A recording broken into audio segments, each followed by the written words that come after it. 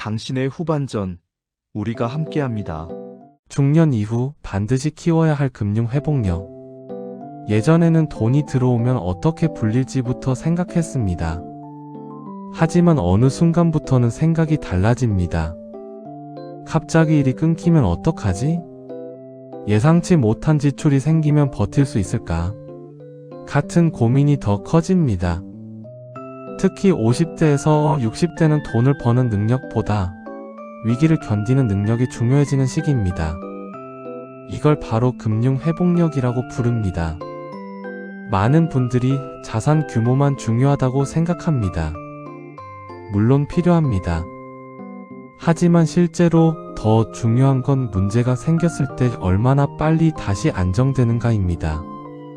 같은 상황에서도 무너지는 사람이 있고 다시 회복하는 사람이 있습니다. 그 차이는 결국 준비와 구조에서 나옵니다.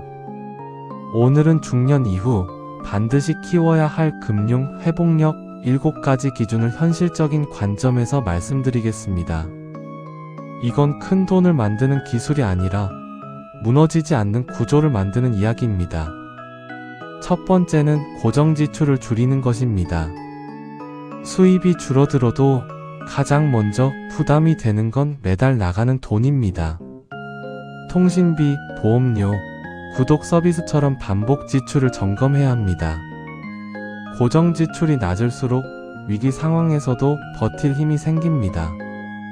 이건 수입보다 더 중요한 경우가 많습니다. 두 번째는 비상자금을 따로 확보하는 것입니다. 갑작스러운 병원비나 생활비 문제는 누구에게나 생길 수 있습니다. 문제는 준비가 안 되어 있을 때입니다. 이럴 때 대출이나 해지로 이어지면 회복이 더 어려워집니다. 생활비 기준 몇 개월 정도의 여유 자금은 반드시 필요합니다. 세 번째는 수입원을 하나만 두지 않는 것입니다. 중년 이후에는 예상치 못한 변화가 생길 가능성이 높습니다. 그래서 한 가지 수입에만 의존하면 위험할 수 있습니다. 작더라도 부수입 구조를 만들어 두는 것이 중요합니다. 이건 안정감을 크게 높여줍니다.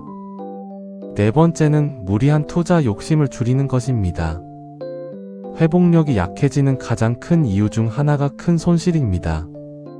특히 단기간 수익을 노리는 투자는 위험 부담이 큽니다. 중요한 건 빨리 불리는 것이 아니라 오래 지키는 것입니다. 이 기준이 바뀌어야 합니다.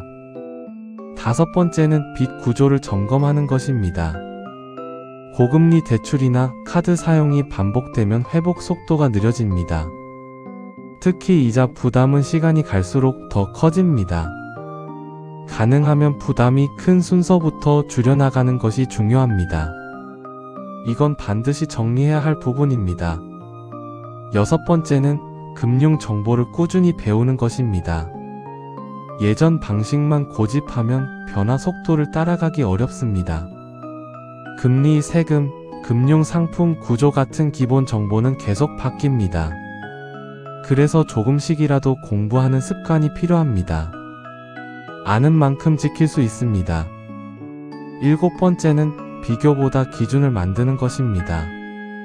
주변 사람의 투자 성공 이야기만 듣다 보면 조급해질 수 있습니다. 하지만 사람마다 상황과 목표가 다릅니다. 중요한 건 남보다 빨리 가는 것이 아니라 내 생활이 안정되는 것입니다. 이 기준이 흔들리면 금융도 흔들리기 시작합니다. 지금까지 말씀드린 7가지 기준을 보면 공통점이 있습니다. 많이 버는 구조보다 무너지지 않는 구조가 중요하다는 점입니다. 중년 이후에는 공격력보다 회복력이 더 중요해집니다. 그래서 지금부터 준비해야 합니다. 이 차이가 나중에 큰 안정감으로 돌아옵니다. 정리해보면 고정지출 관리, 비상자금 확보, 수입원 분산, 투자 욕심 조절, 빚 점검, 금융 공부, 그리고 비교하지 않는 기준 만들기. 이 7가지는 중년 이후 반드시 필요한 금융 회복력의 핵심입니다. 지금 상황이 불안하게 느껴진다면 돈을 더 벌 생각보다 구조부터 점검해 보시기 바랍니다. 그 변화가 앞으로의 삶을 훨씬 안정적으로 만들 수 있습니다. 지금까지 시니어였습니다.